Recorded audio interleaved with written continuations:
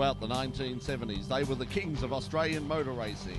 The Formula 5000's 5-litre stock block V8s, putting out over 500 horsepower, attracting huge crowds and bringing together some of the biggest name drivers in the world. Almost as fast as Formula 1, they were a spectacular part of Australian motor racing history, and now they're back at the 2008 Victorian Historic Racing Register, Historic Sandown. And the only place that you can see it is right here on In Pit Lane.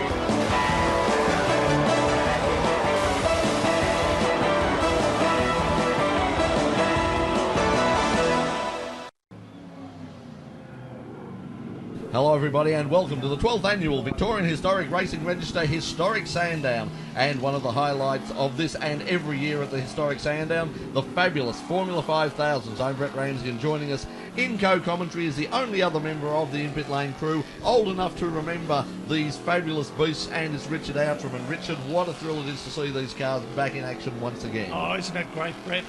Gee, I was a young kid when I was watching these out and about, I can tell you.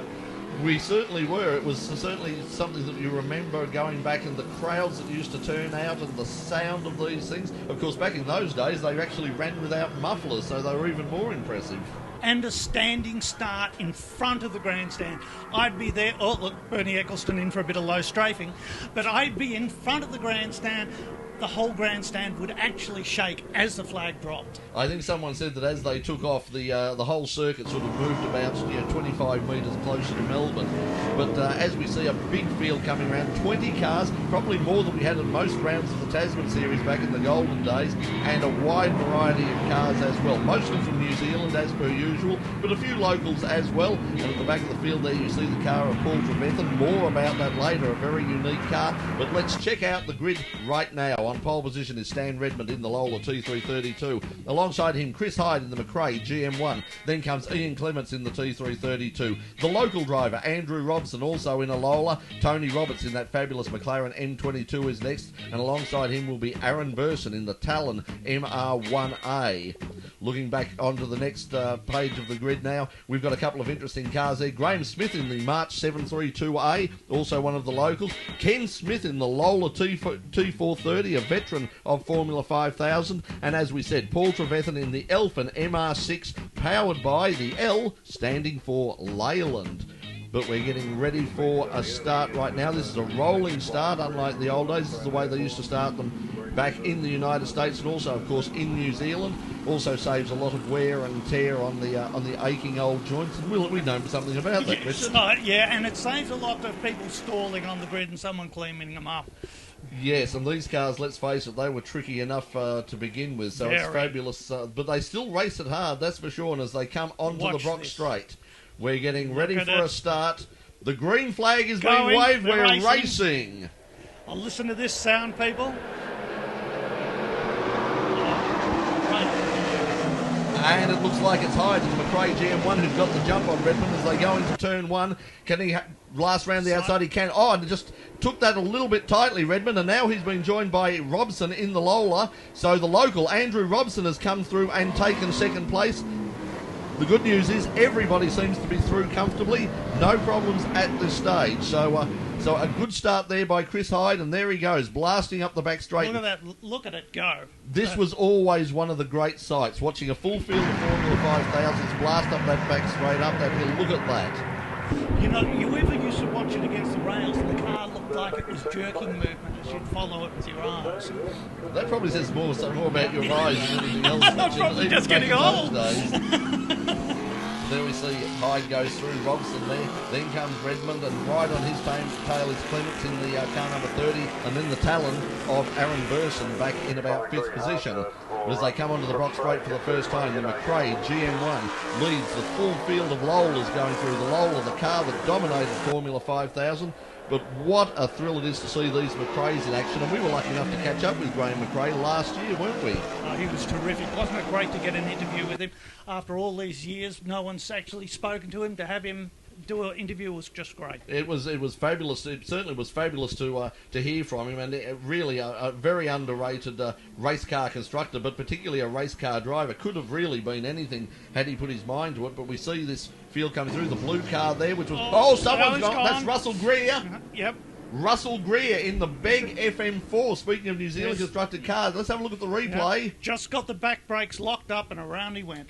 Yeah, not sure what happened there. And coming through just behind him is the car of Paul Trevethan. Now, this is the Elfin MR6, and this is the first appearance we've seen of this car for many, many years. And what makes this car unique is the fact that it's powered by Leyland. And we had the opportunity to catch up with Paul and find out all about it.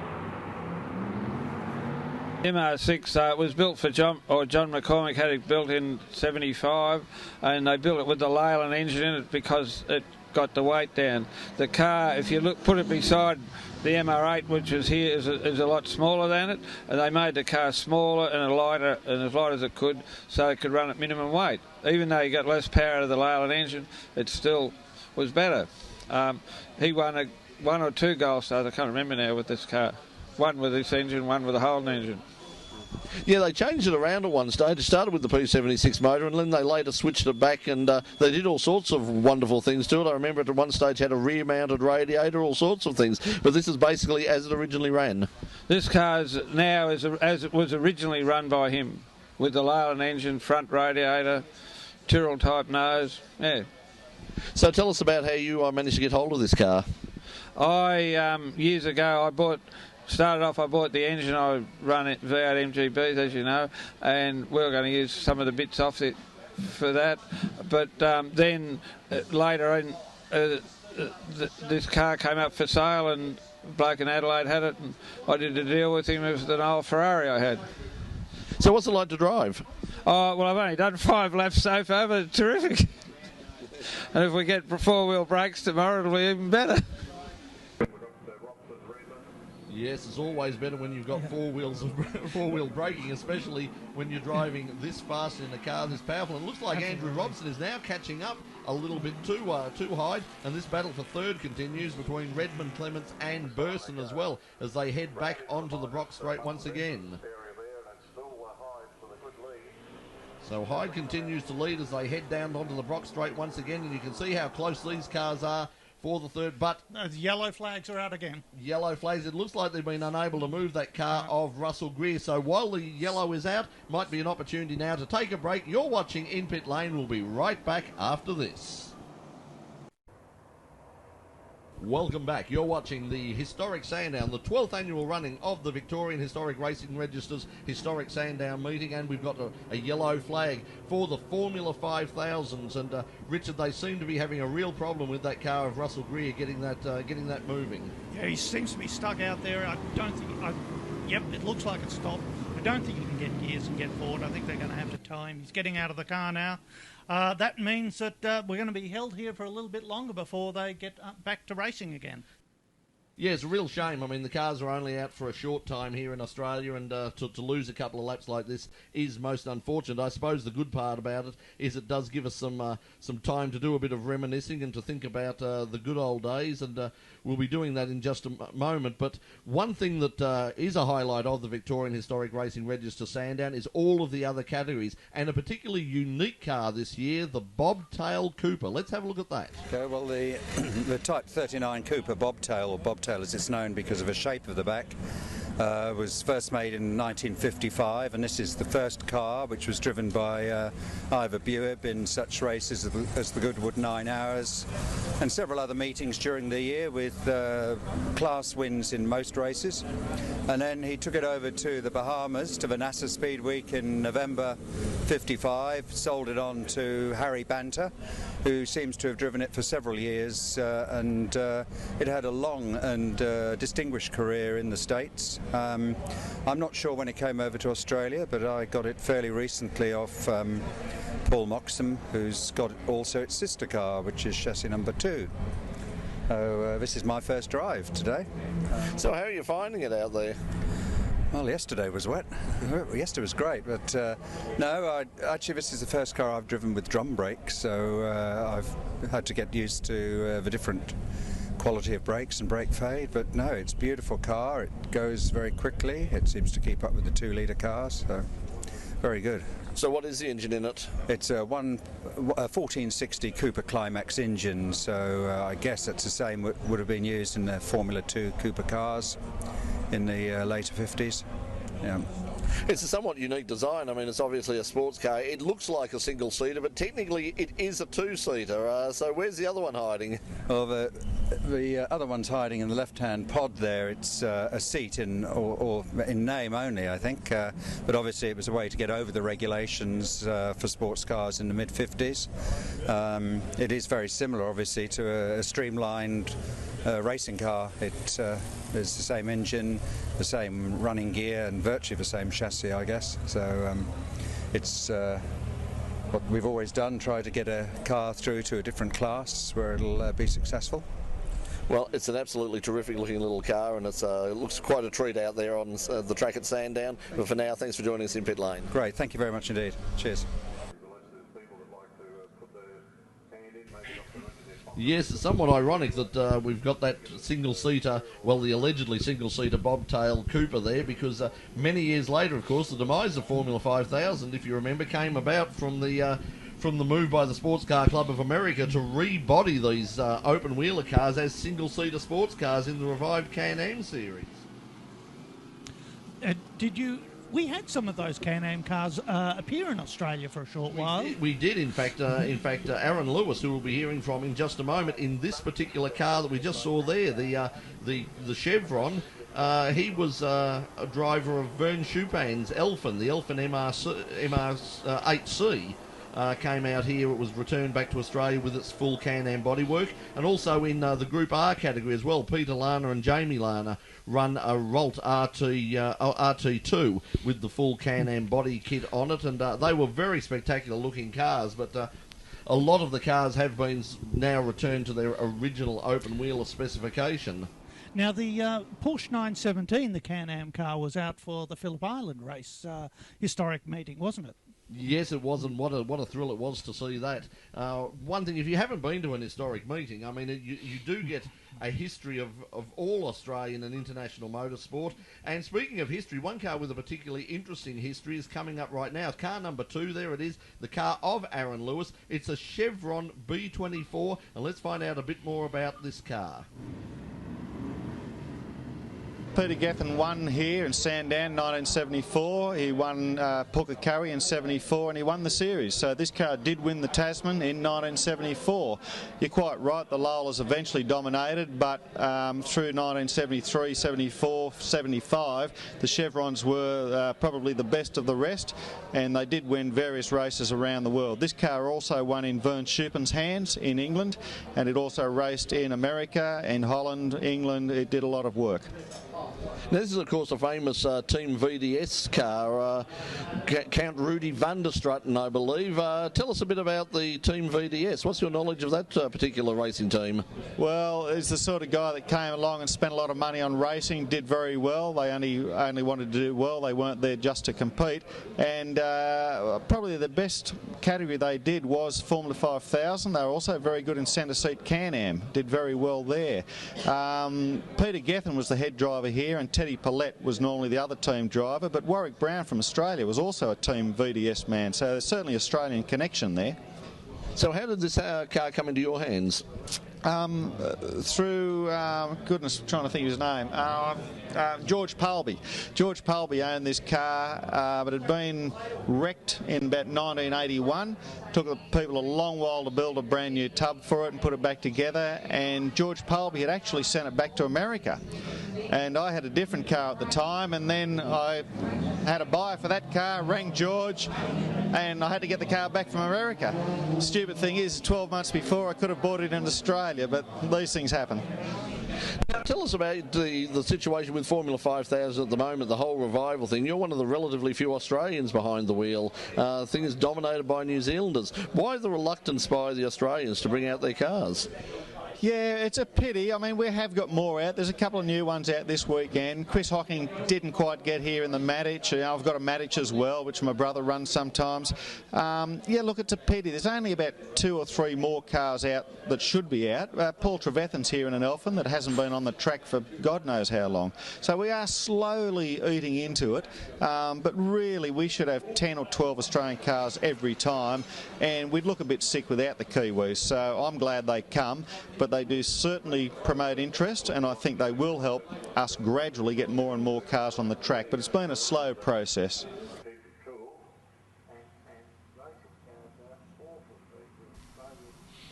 And yes, great to see the cars of Count Rudy van der Strutten back in action again. We're about to get ready for a restart, I think, because we see the recovery vehicle pulling in off the track, so it won't be long before we're back racing again. But we've got 3 VEDS cars here, including the car of Ken Smith in the Lola T400, starting from back in the rear of the grid, and Ken has come through quite well there. There, of course, we see one of the Elfins, the famous Ansett Team Elfin, but I think we might be getting ready for a restart at this stage. No. Yes, safety car's off. It is, so we're ready for a restart, and Chris Hyde blasts into the lead again, but right now on his tail will be the car of Robson, and then we've got the New Zealand cars coming through with both, and here's Smith, I mentioned before. Smith going round there. Yeah. That's Sefton Gibb. He's going up the inside of now. So Smith looking for an inside passing move there, and he pulls that off. So this looks like we're going to get plenty of battles, but we're ready to take a break now. We'll be back with more action from the Formula 5000 here at the Historic Sandown in just a moment.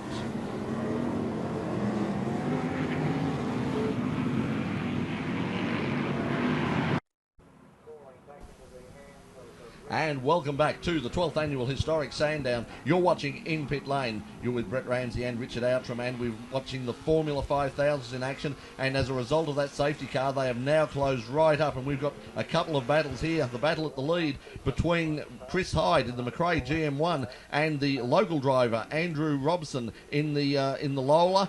Then we've got a battle between Lolas and a bit of an attempt at a passing move there by Clements on Stan Redmond, but he doesn't manage to pull that off. And as they head down the Brock Straight once again, it's yet again Chris Hyde in the lead. Chris Hyde seems to make a break down the straights, but Andrew Robson seems to gain it back under brakes. Yes, there's no doubt about it, and what you have to remember is the McRae GM1 is one of the oldest cars, and look who's coming through in front of the car of Tony Roberts there. There's Roberts' car, the McLaren M22, a fairly rare car, but coming through on the charge we said before, Ken Smith in the Lola T430, sorry. The T440 was, of course, the Formula Ford, and that ain't no Formula Ford. Not at all. Although I'm sure there are bits of Formula Ford in it. They didn't call it the bracket racer for nothing. Now, but we've seemed to have competition going all the way down the grid at the moment. Well, certainly Hyde is just in front, but as you say, in this particularly twisty section, Robson closes right up, but this battle for third is an absolute blinder between the cars of Clements, Redmond, and now coming through is Smith right on the tail of Burson now. Burson in the Talon and Smith in the Lola, and as they come onto the Brock Straight again, we're going to see a drag down the main straight now between Smith and the Talon. Smith right behind is in the slipstream. Is he close enough to get by? And now he makes his move. Yes, out he comes out of the slipstream. Yes, and I think he's got him down into turn one, down to the Holden corner, and away he's taken that place. And as we saw on the inside of turn one there, we saw the march, the 7-3 march of Graham Smith. So unfortunately, Graham Smith has succumbed. But look at this battle. We've got 4 of them virtually side by side, and almost another pass there as Clements got right on the back of Redmond, but now he's coming under challenge from Smith as well. And look at the power in Smith's car. Look at him go past. It's great to see those cars thunder up that back straight. The noise is just fabulous. Yeah, it's great to see. If you haven't seen them before, I mean, it's one of the things that people do, really wonder about these cars, that these are the real V8 supercars. 5-litre V8s, just like the normal V8 supercars you see today, but of course in a much, much lighter and more aerodynamic package. But as we see, Robson right on the tail now of Hyde as they come onto the Brock Straight once again. So this battle is continuing now. He's still managing to just get away, coming out of the last turn 11 there, and lead Robson down into turn one. Yes, it certainly looks like he's got the power, and as we see Hyde come through and up to the S's once again. But here's where you see Robson starting to take over again. There's the car of Smith, and unfortunately he is out, so that's most disappointing. There's an interesting car. That's the car of Kerry Anderson, one of the oldest cars in the race, one of the early model Lolas. And another early car there, a McLaren M10B. That, I believe, is the ex-Frank Maddich car, but not running in its original Rothmans colours. But we're on our last lap now, and this is a problem for Hyde. He's been caught up behind the car of Russell Greer.